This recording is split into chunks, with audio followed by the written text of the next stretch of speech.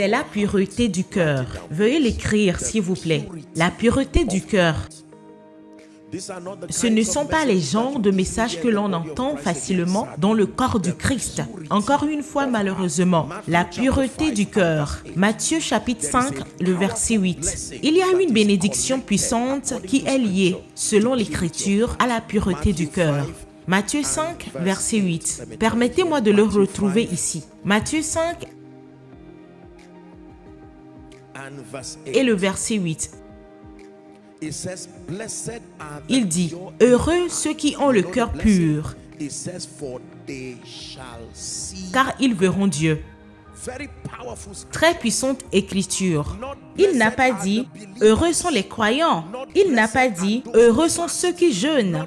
Il n'a pas dit « Heureux sont ceux qui prient ». Il n'a pas dit « Heureux sont ceux qui vont à l'église ». Il n'a pas dit « Heureux sont ceux qui prêchent ». Cette bénédiction est spécifiquement liée à ceux qui ont le cœur pur. Que signifie être pur de cœur? Jésus regarda un homme appelé Nathanaël et il dit, Nathanaël. Quand ils ont appelé Nathanaël, c'était un homme qui doutait même du ministère de Jésus. Et pourtant, Jésus dit, un Israélite véritable, en qui il n'y a pas de ruse. Voilà la définition d'avoir un cœur pur. Avoir un cœur pur ne signifie pas être parfait et sans faute. Avoir un cœur pur signifie être intrinsèquement exempt de ruse, de fausseté, de tromperie et de méchanceté. Voilà ce que signifie d'avoir un cœur pur. La Bible dit que la bénédiction est qu'ils verront Dieu. Vous savez ce que cela signifie? Cela ne signifie pas seulement qu'ils auront des rencontres visionnaires avec Dieu. Ils verront toujours Dieu se manifester dans leur situation. Pourquoi? Parce que, qu'ils aient raison ou tort, la pureté de leur cœur attire et maintient la puissance.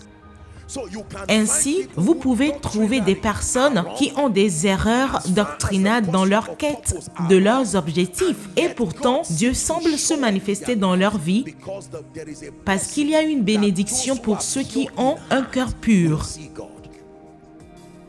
Ils verront Dieu se manifester. Ils verront Dieu intervenir. Ils verront Dieu se lever en leur faveur. Cela signifie qu'ils ne seront jamais abandonnés dans la honte en raison de la pureté de leur cœur. Est-ce que quelqu'un apprend? Proverbe chapitre 16, lisons du verset 16 au verset 19. Proverbe 16 à partir du verset 16 à 19. Mais le verset d'importance est le verset 18. Proverbe chapitre 16, verset 16 à 19. Voici ce que cela dit. Il y a 6 choses que est l'Éternel, et même 7 qu'il a en horreur. Numéro 1, les yeux hautains. Numéro 2, la langue menteuse. Numéro 3, les mains qui répandent le sang innocent. Numéro 4, le cœur qui médite des projets iniques. Numéro 5, les pieds qui se hâtent de courir au mal.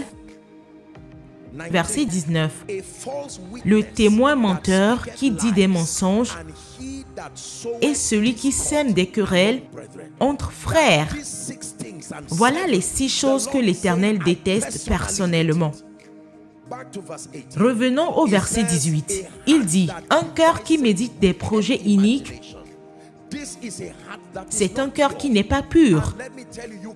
Et laissez-moi vous dire, vous pouvez être croyant et avoir encore ce genre de cœur. Vous pouvez être prédicateur et avoir encore ce genre de cœur. Un cœur qui intrinsèquement médite des projets iniques. Une des raisons pour lesquelles Dieu a jugé la terre à l'époque de Noé, ce n'était pas seulement parce qu'il était pécheur, c'était aussi parce que le cœur de l'homme méditait sans cesse la méchanceté et des projets iniques. La pureté du cœur. La pureté du cœur, nous pouvons l'atteindre. J'ai écrit ici que nous pouvons avoir des activités bonnes, voire pieuses, mais être inspirés par de mauvais motifs ou des motifs corrompus. Vous pouvez avoir une activité très pieuse en tant qu'homme de Dieu, en tant qu'homme d'affaires. Et pourtant, parce que votre cœur n'est pas pur, cela ne vous apportera pas la bénédiction qui devrait l'accompagner. Je me souviens de Jean chapitre 12, les 6 premiers versets. Un passage très classique qui nous révèle la corruption qui est inhérente au cœur de l'homme. La Bible dit qu'alors, 6 jours avant la Pâque, Jésus vint à Béthanie, où était Lazare, qu'il avait ressuscité des morts. Nous lisions le verset 2. Là, on lui fit un souper, et Marthe servait, et Lazare était un de ceux qui étaient à table avec lui. Le verset 3 continue. Marie ayant pris une livre d'un parfum de nard, puis de grand prix, oignit les pieds de Jésus, et elle lui essuya les pieds avec ses cheveux. Et la maison fut remplie de l'odeur du parfum. Maintenant, observez la réaction. La Bible dit, alors l'un des disciples, Judas Iscariote, fils de Simon, celui qui devait le trahir, dit, « Pourquoi n'a-t-on pas pu vendre ce parfum 300 deniers pour les donner aux pauvres ?» C'était une action en apparence très louable. Si vous le jugiez seulement d'après une déclaration, vous pourriez dire « Quel homme aimant les pauvres ?» Mais la Bible nous dit rapidement au verset 6 que cela, il ne le disait pas parce qu'il se souciait des pauvres, mais parce qu'il était voleur. La Bible dit, il disait cela non qu'il se soucia des pauvres, mais parce qu'il était voleur et que tenant la bourse, il prenait ce qu'on y mettait. Cela signifie qu'il utilisait une déclaration apparemment bonne, mais dans le but de satisfaire ses propres intérêts égoïstes. Malheureusement, il y en a beaucoup dans le corps du Christ aujourd'hui. Si vous les jugez par ce qu'ils disent, par ce qu'ils font, vous pourriez dire que c'est vrai. Mais en coulisses se cache un cœur corrompu et méchant qui n'est pas du tout pur. Sommes-nous ensemble? La pureté du cœur. Il dit cela non pas parce qu'il se soucia des pauvres. Il dit cela non pas parce qu'il se souciait des perdus. Il dit cela non pas parce qu'il se souciait des ignorants. Il dit cela non pas parce qu'il se souciait des confus. Il dit cela non pas parce qu'il se souciait du corps du Christ, mais parce qu'il était un voleur. La pureté du cœur. J'ai rencontré certaines des pires personnes que vous puissiez imaginer. J'ai eu l'honneur de m'asseoir avec des fumeurs, des menteurs et toutes sortes de personnes terribles. Et parfois, je suis étonné de la profondeur et de l'étendue de la pureté qui se trouve dans leur cœur. Malgré l'apparente décadence de leur vie, une fois que vous passez au-delà de ce voile, vous découvrez une personne sincère.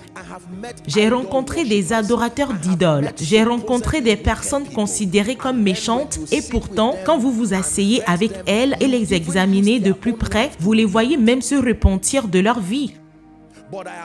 Mais j'ai également rencontré des gens qui sont des maîtres de la communication en tant que ministre, en tant que chef d'entreprise. J'ai rencontré des personnes puissantes. J'ai rencontré des gens formidables. J'ai rencontré toutes sortes de personnes honorables. Et pourtant, au milieu de tout cela, vous découvrez qu'il y a de la corruption dans leur cœur. C'est ma prière d'abord pour moi-même, pour vous, pour notre famille mondiale.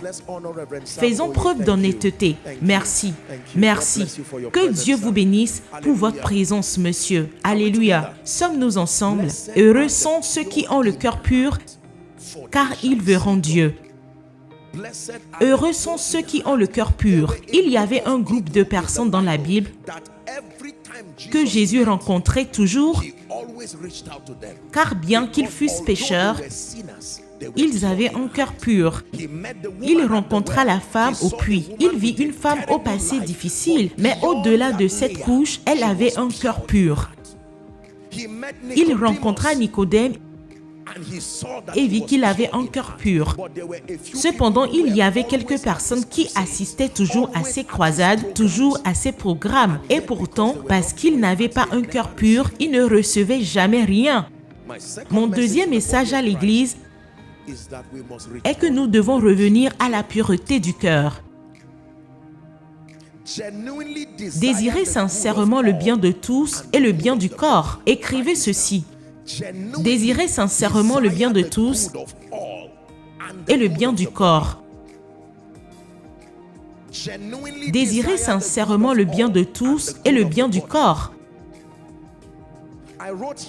Je note ici, ne souhaitez pas, n'anticipez pas et ne soutenez même pas la chute ou la destruction de quiconque dans le corps du Christ. Ne souhaitez pas, n'anticipez pas et ne soutenez même pas la chute ou la destruction de quiconque dans le corps. Luc chapitre 2, le verset 14. Voyez ce qui est arrivé à la terre lorsque Jésus est né. Luc 2, 14 dit « Gloire à Dieu dans les lieux très hauts et paix sur la terre parmi les hommes qu'il agrée. » À cause de la naissance de Jésus, il a dit, c'est la conséquence, gloire à Dieu, dans les lieux très hauts et sur la terre. Il devrait y avoir la paix et la bienveillance envers les hommes. Galates 6, verset 10. Galates 6, verset 10. Galates 6, verset 10. Galates 6, 10 dit, « Ainsi donc, pendant que nous en avons l'occasion, pratiquons le bien envers tous et surtout envers les frères en la foi. » Ne vous asseyez pas et ne souhaitez pas du mal à une église, à un homme de Dieu, à un ministère, à une assemblée et ne vous réjouissez pas lorsque cela se produit. C'est un manque de pureté du cœur. Il est dit que les purs de cœur verront Dieu. Alléluia.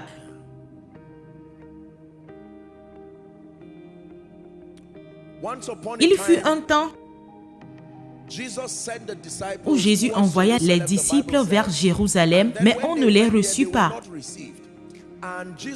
Ce qui surprit Jésus, les disciples vinrent et dirent, « Écoute, devons-nous appeler le feu du ciel sur eux, comme l'a fait Élie? Rappelez-vous, Élie était un homme intraitable. » Mais Jésus se tourna vers eux et les réprimanda en disant, « Ne savez-vous pas de quel esprit vous êtes animés? Cela signifie quoi? La pureté du cœur. » Chaque fois que je prie, je demande au Seigneur de faire en sorte que, au-delà d'être prédicateur, mon cœur soit sincère envers lui et envers les hommes. Quelqu'un apprend-il? Parce que nous constatons une absence croissante de pureté du cœur. Malheureusement, même au sein du corps du Christ, le degré auquel nous prenons plaisir à la souffrance des autres, à la célébration et même à la promotion de cette souffrance devient alarmant. Il doit y avoir un système de gestion et de contrôle. C'est une attaque du diable contre le corps du Christ. La pureté du cœur. Désirez le bien de tous. Souhaitez le bien de chacun dans le corps. Ne souhaitez pas, n'anticipez pas et ne soutenez même pas la chute ou la destruction de quiconque dans le corps.